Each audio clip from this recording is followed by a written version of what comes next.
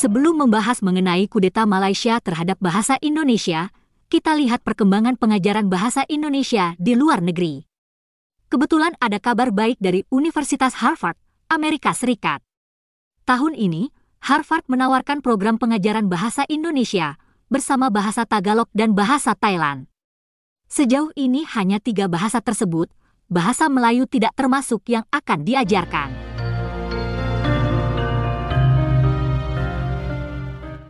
Program pengajaran Indonesia itu dibuka di jurusan studi Asia Selatan. Nah, pengajaran bahasa Indonesia tersebut merupakan langkah awal untuk merintis jurusan Asia Tenggara di Universitas Harvard. Kepala Badan Bahasa Kementerian Pendidikan, Profesor Aminuddin Aziz menyambut baik rencana tersebut.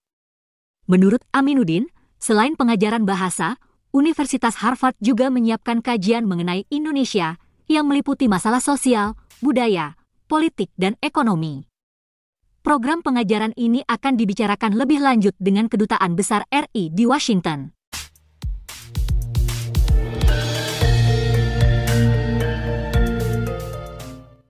Sejauh ini bahasa Indonesia telah diajarkan di 52 negara, dengan jumlah pembelajar mencapai lebih dari 150.000. Pada tahun ini, kelas BIPA atau Bahasa Indonesia untuk penutur asing juga dibuka antara lain di Lisabon. Kelas serupa juga dibuka di Finlandia dan Perancis.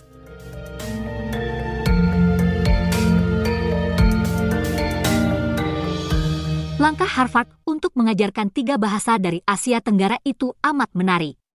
Ini berarti, dari rumpun Austronesia, ada 2 bahasa yang diambil yakni bahasa Indonesia dan bahasa Tagalog atau Filipino. Bahasa Filipino adalah bahasa nasional Filipina atau bahasa Tagalog versi standar.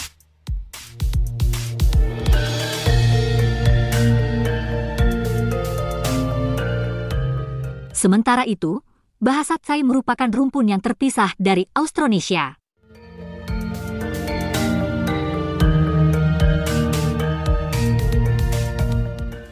Lalu apa yang dimaksud dengan rencana kudeta Malaysia? Kita tahu, tahun lalu Malaysia berusaha mengkudeta bahasa Indonesia agar tidak berjaya di Asia Tenggara. Malaysia ingin menggantikan bahasa Indonesia dengan bahasa Melayu. Pengusulan bahasa Melayu sebagai bahasa ASEAN hanyalah satu bagian dari rencana kotor menyingkirkan bahasa Indonesia itu. Langkah kudeta itu dirancang dengan sejumlah tahapan. Pertama, mengadakan simposium bahasa Melayu di Thailand, Indonesia, dan Malaysia sendiri. Tujuan simposium ini adalah untuk menampilkan kehebatan bahasa Melayu di zaman dahulu kala sebelum Indonesia berdiri dan berupaya menafikan dan menyingkirkan bahasa Indonesia. Hal ini sudah dilakukan sejak beberapa tahun sebelumnya. Langkah kedua adalah membujuk sejumlah akademisi Indonesia untuk menulis kehebatan bahasa Melayu di masa lalu, sekaligus mengeluarkan rekomendasi agar bahasa Melayu diusulkan jadi bahasa ASEAN. Yang ketiga adalah mengusulkan bahasa Melayu Supra atau bahasa Melayu Nusantara untuk Asia Tenggara. Malaysia bersama Brunei juga telah membuat Kamus Bahasa Melayu Nusantara. Kamus ini berisi kosakata curian dari Indonesia lewat kerjasama Mabim. Karena itulah pemerintah Indonesia marah, lalu menyetop kerjasama Mabim. Keempat adalah mengusulkan bahasa Melayu sebagai bahasa ASEAN.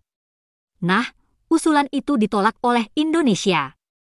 Karena itu pula Malaysia kelabakan. Saat itu Malaysia sudah menyiapkan langkah kelima, yakni membentuk komite untuk mengembangkan bahasa Melayu di ASEAN.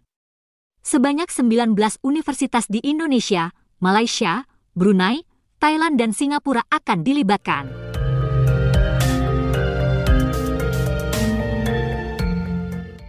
Itulah rencana Malaysia mengkudeta bahasa Indonesia dari panggung Asia Tenggara yang gagal total.